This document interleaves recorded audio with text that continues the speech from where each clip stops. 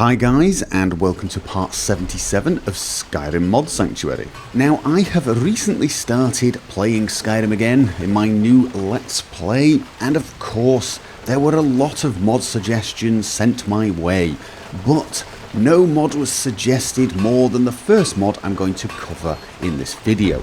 And the mod is Audio Overhaul for Skyrim. Now, this is not quite as easy to display, to showcase as a lot of the other mods, the visual mods, on a video anyway.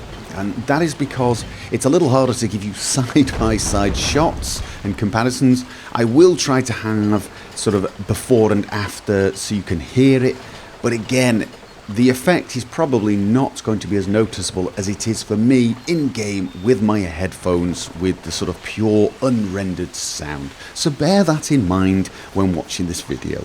Now, the first thing I noticed when I installed this mod were the footsteps. The footsteps are very distinct, especially if you are wearing heavy armor like my follower. You can hear his footsteps quite loudly from quite some distance.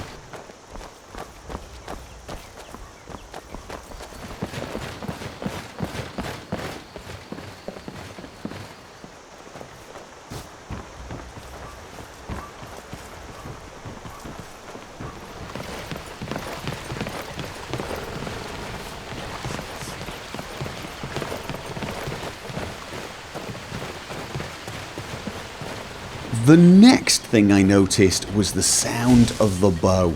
The sound of the bow is very different indeed. Listen to this.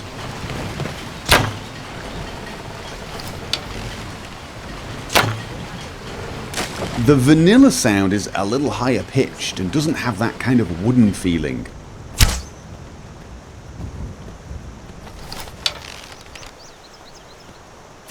Whereas this one, now, I am told this is actually a lot more realistic. I'm told this by people who are archers. I cannot confirm that because I am not an archer. I also noticed that the sound of the impact of my arrows was a lot more noticeable. I could hear it from further away and far clearer. Listen to the sound of an arrow hitting that sign. Now you can hear it very, very clearly. The vanilla, it's very hard to pick it out. But with this mod, very obvious. And when shooting other materials, so for example, if I shoot the wooden column there, you can hear the impact.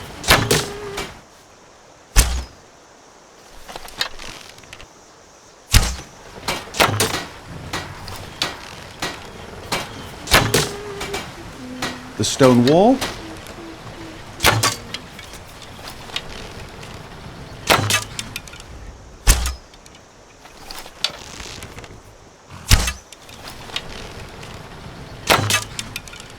Now you can hear the arrows hitting the stone walls in the vanilla game, but for some reason I just find the impact a lot more believable, especially on that side. And spells sound a little different as well. The lightning sounds a little sharper.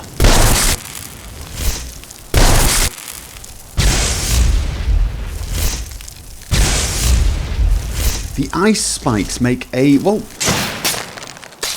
lot crisper sound when the shards explode. And the flame bolt, the firebolt spell, it really has a great impact sound. It's just, you really do feel like you've thumped something. But the fireball, now the fireball, you guys better stand back. The fireball has a whole new sound, and it is pretty awesome. You know, in the vanilla one, you get that kind of whooshing, fiery, I don't know, it's just a kind of basically a fiery whoosh sound.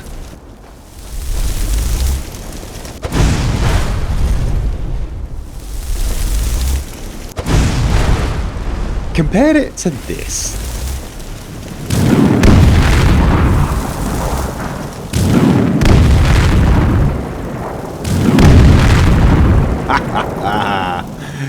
It's like an artillery strike.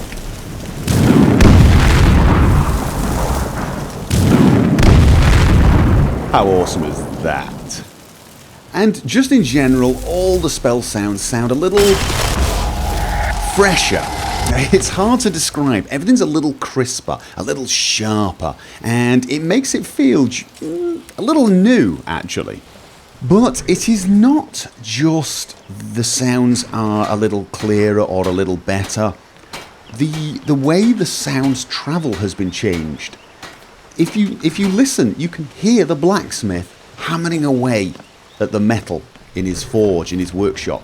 You can hear it very, very clearly all the way from here. Whereas in the vanilla game, it's a lot harder to hear.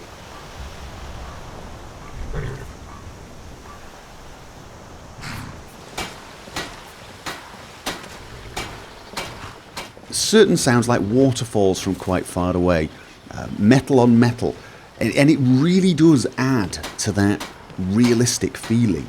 And the mod also changes the way sound works with the environment, so in small wooden spaces like this, it sounds a little bit more realistic. We've got something of a love triangle here in Riverwood. Faendal and Sven, both vying for Camilla's affections. We've got something of a love triangle here in Riverwood. Faendal and Sven, both vying for Camilla's affections. It sounds very different to the way it would sound outside, for example. But it is impossible to give you the full experience of this mod in a video like this. You are going to have to install it and try it out for yourself. It does change the way the game feels, because sound is very important indeed. And this mod changes so many sounds and the way the sounds work that you find yourself noticing a lot of little details at first that you didn't when you were, listening to the vanilla sounds. However, and this is very important, after a very short time, you start forgetting you're using the mod. And that's because it sounds really good. It sounds very realistic. It's completely immersive. It just works. It really does. I highly recommend giving this mod a try, because I have to tell you, that is the only way you will know if you enjoy this mod, if you are going to like this mod.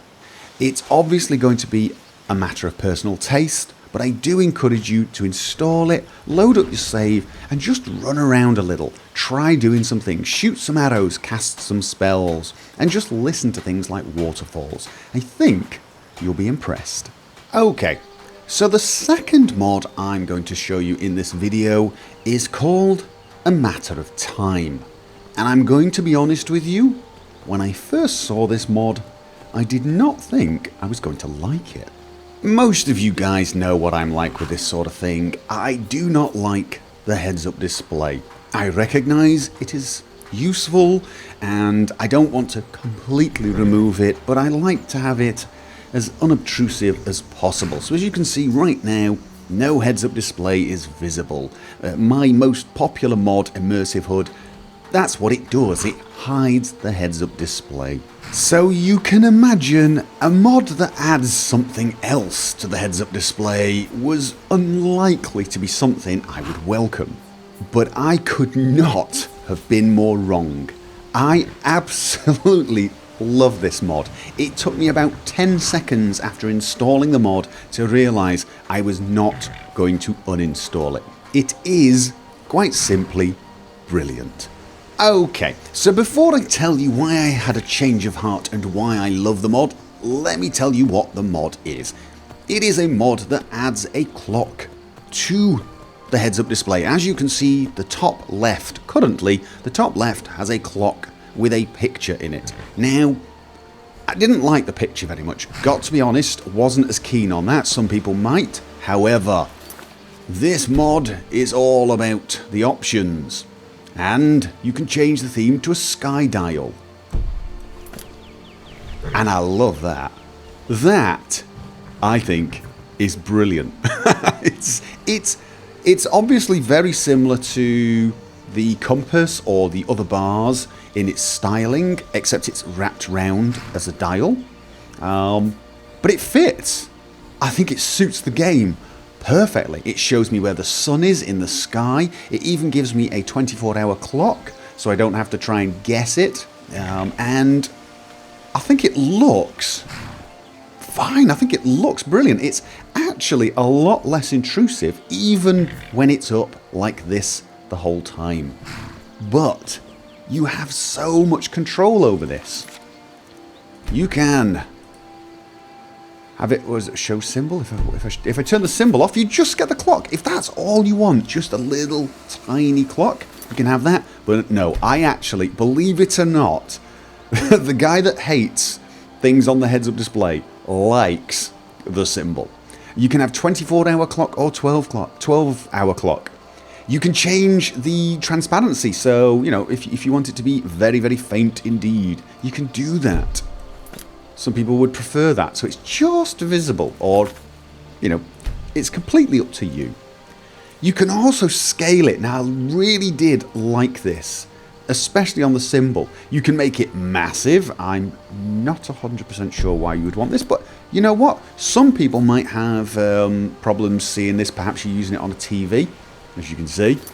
Or, as I think I would do, I would scale it to about 50%. You can scale it to 1%.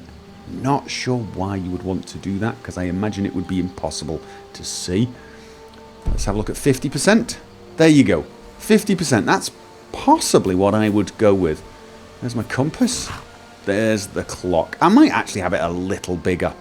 But as you can see, you can configure it as you wish. You can scale the clock as opposed to the symbol. That's the actual time. Let's put this at 74.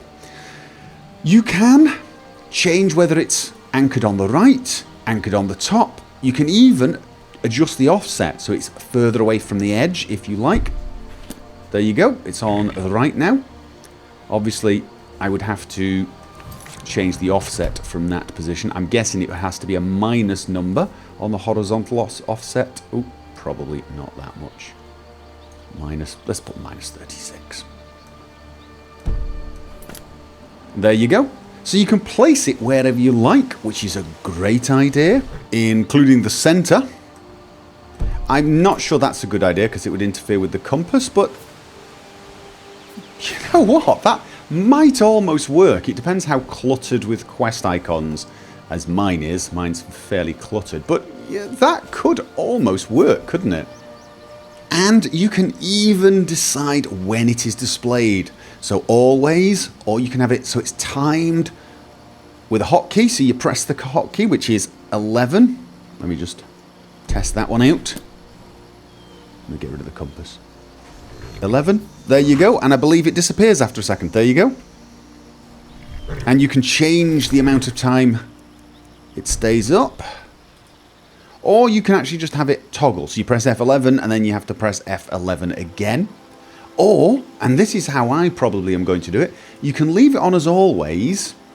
And if you're using Immersive HUD has an option to change the Sky UI heads-up display elements. And this is one of them. This is part of the Sky UI heads-up display, and set that to be toggle.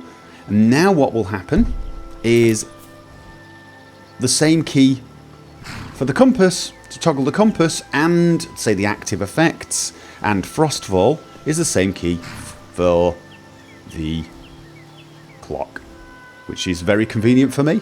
Now, I will mention that I am planning on changing Immersive HUD. I would like to separate out the active effects control from the other Sky UI heads-up display elements, because more mods are beginning to use it. This mod, for example, Frostfall, they use Sky UI heads-up display elements. So what I'm going to do is have an option to only toggle the active effects, the spell active effects that appear here, and leave the other elements that are added controlled by their respective mods. So, as you can see, Frostfall and this mod both have ways of hiding it automatically anyway. And I want to give you the option to have that control at the same time as still being able to toggle the active effects for spells on and off and so on. So I will be changing that. I will allow this complete option, so if you still like it this way, where you press one button and it hides everything at once, I'm going to leave that as an option as well, but I'm going to add slightly more fine-tuned control. Okay, I'm going to continue down here now because my horse just pushed me off the tree. Apparently it wanted to look heroic and dramatic. So, yeah. Right, well anyway, so that's the mod. That's, you know, I mean, it's a great mod. It does what it's supposed to do. It does it very well. It's amazingly polished, very well executed. But why is it that I fell in love with it? Well, I fell in love with it for the exact reason that I thought I wouldn't like it. Immersion. I thought it was going to hinder immersion by, you know, constantly having something in my face. And it's the opposite. Within a few seconds of playing around with it, I realised I constantly check the time, and I do. Because I use Frostfall, I use realistic needs and diseases. I need to know what time of day it is. When I'm running around, I need to know, do I need to start seeking shelter? You know, should I look at my map and go and find an inn? And I'm constantly doing this to find the time. You'll see it in my Let's Plays every now and again. I go, oh, what time is it? And that is immersion breaking. Pause time. Now, I just run along and say, okay, what time is it? Check the time as well as the direction, and it's gone. And I realised within seconds of installing this mod, I was never going to uninstall it. It's the tiniest thing, it's the smallest thing, and yet, for me, that just allows the gameplay to carry on so much smoother, so much nicer than that. And that, for all its silliness, that is why I fell in love with this mod. And the last mod that I'm going to cover in this video is for the summoners and necromancers amongst you. It is a fairly simple mod and it is called Alternate Summoning Visuals. And pretty much it does exactly what you would expect. The vanilla visuals for summoning creatures, it's not that it's bad. You know, it's just the fairly simple open up a small Oblivion Gate type thing. It looks like a portal from the game Portal in many ways, you know, and there's nothing wrong with it. However, this mod gives you a cool little alternative. As you can see, it just looks like there's a sort of ritualistic circle on the ground, and perhaps the creature is being summoned from the pit of hell as he comes out of the ground. It's nothing else. It doesn't change the summoning in any other way than the graphics during the summoning process. I think it's pretty cool, and yeah, if I was still playing as summoner, I would be using this mod. Okay guys, that is about it for this video. I do realise there are probably going to be a couple of questions. The first question is, are you using an ENB? And the answer is yes. This is the first of the Skyrim mod sanctuaries where I have actually used an ENB during the creation of it. Actually, that is not true. There was one very early on where I was showing an early version of enhanced shaders, but yes, I am trying out FinX ENB. However, I have modified it quite a lot, so many of the features are missing. I will be doing a showcase of the FinX ENB in my ENB series, which I'm hoping to resurrect reasonably soon, and I will of course show you the full version with no modifications by me. The second question is probably, why is there a dragon corpse on the roof of that building? And the answer to that question is, you will have to watch part 1 of my Let's Play. Anyway, I hope you found this video helpful, and I hope you enjoyed it. I will of course be making a new Skyrim mod sanctuary next week, and you are more than welcome to join me for that. And whichever video you decide to join me on, until then, as always, have fun.